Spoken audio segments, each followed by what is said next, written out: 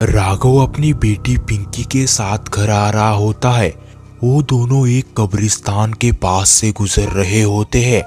तभी उन्हें सामने एक गुड़िया पड़ी हुई दिखाई देती है। राघव की बेटी उससे कहती है, पापा मुझे ये गुड़िया चाहिए, मैं इसे ले लूँ क्या? हम इसे घर लेकर जाते हैं। पिंकी बेटा, मैंने तुमसे कहा है ना, रास्तों पर पड़ी हुई चीजें नहीं उठाते। मैं तुम्हें नई गुड़िया दिलाऊंगा। घर चलो, अभी बहुत रात हो गई है। नहीं पापा, मुझे यही गुड़िया चाहिए, वरना मैं घर नहीं आऊंगी। पिंकी बहुत ज्यादा जिद करने लगती है, इसलिए राघव उसे वो गुड़िया लेने देता है। वो दोनों रास्ते से चलने लगते हैं। तभी उनके पीछे एक चुड़ैल का काला साया भी चलने लगता है। तभी राघव को आहट हो जाती है कि उसके पीछे कोई चल रहा है। राघव जैसे ही पीछे मुड़कर देखता है तो चुड़ैल का काला साया गायब हो जाता है। राघव अपनी बेटी पिंकी के साथ घर पहुंच जाता है। तुम दोनों को इतनी देर कैसे हो गई? और पिंकी बेटा, तुम अपने साथ एक गंदी सी डॉल कहाँ से लाई हो? इसे बाहर फेंक दो। अरे रागिनी, इसने ये गुड़िया उस कब्रिस्तान के पास से लाई है। मैंने इसे कहा था मैं तुम्हें नई गुड़िया दिलाऊंगा, पर पिंकी मेरी बात कहाँ सुनती है। पिंकी उस डॉल को लेकर कमरे में आ जाती है और उसे एक टेबल पर रख देती है। थोड़ी देर में सभी सो जाते हैं। वो चुड़ैल का काला साया कमरे में आ जाता है और उस डॉल के पास खड़ा होता है। थोड़ी देर में रागिनी उठ जाती है। कमरे में अंधेरा होने के कारण रागिनी को वो चुड़ैल का साया ठीक से दिखाई नहीं दे रहा था।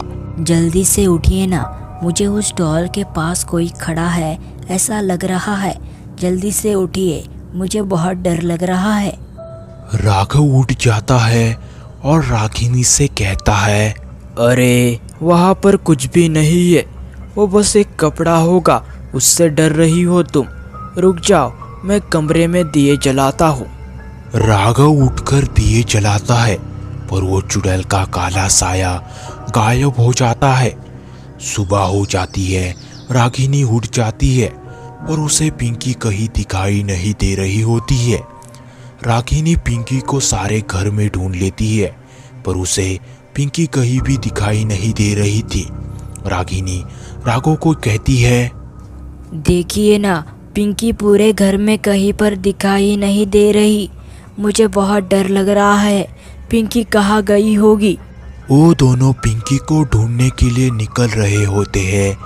तभी उनके पास एक गाँव वाला आता है और उनसे कहता है, आपकी बेटी उस कब्रिस्तान के पास खेल रही है, वो भी एक गुड़िया के साथ। मुझे लग रहा है आपकी बेटी पर किसी का साया पड़ गया है।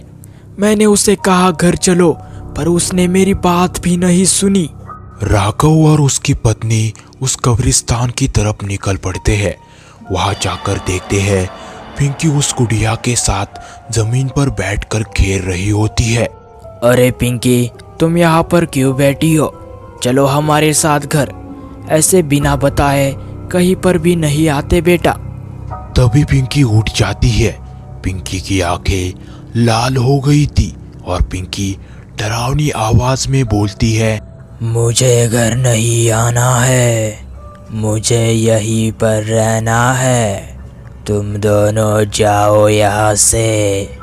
पिंकी की ऐसी डरावनी आवाज सुनकर वो दोनों बहुत डर जाते हैं।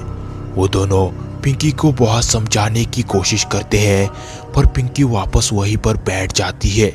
रागिनी राघव को बाजू में लेकर आती है और कहती है, मुझे लगता है पिंकी पर किसी का साया है। हमें किसी तांत्रिक की मदद लेनी चाहिए। आप किसी तांत्रिक को ढूंढने चाहिए, तब तक मैं यहाँ पर पिंकी पर ध्यान रखती हूँ। राघव तांत्रिक को ढूंढने के लिए निकल पड़ता है। राघव बहुत दूर दूसरे गांव जाता है। तभी उसे एक तांत्रिक का घर मिल जाता है। वहां जाकर वो सारी बात तांत्रिक को बताता है कि उसके बेटे के साथ क्या हो रहा है। तुम्हारे बेटी के पास जो गुड़िया थी उस पर एक चुड़ैल का साया था। अब वो चुड़ैल का साया तुम्हारे बेटी के शरीर पर कब्जा करना चाहता है और उसने आधे शरीर पर कब्जा भी कर लिया है। हमें रात होने से पहले उस गुड़िया को जलाकर राख कर देना होगा, वरना वो चुड़ैल का साया तुम्हारे बेटी के शरीर पर कब्जा कर लेगा। राघव और तांत्रिक वहां से निकल पड़ते हैं। उन्हें आते आते शाम हो जाती है। वो आकर देखते हैं पिंकी अभी भी उस गुड़िया के सामने बैठी हुई है। तांत्रिक उस गुड़िया के पास आ जाता है और राघव भी पिंकी को पकड़कर रखता है ताकि वो कुछ कर ना पाए। तांत्रिक कुछ मंत्र बोलना शुरू करता है और वो गुड़िया धीरे धीरे चलने लगती है। जैसे ही वो गुड़िया चलने लगती है वो चुड़ैल का साया भी चलने लगता है। इस तरह दोनों का भी विनाश हो जाता है। कुछ दिनों में पिंकी बिल्कुल ठीक हो जाती है।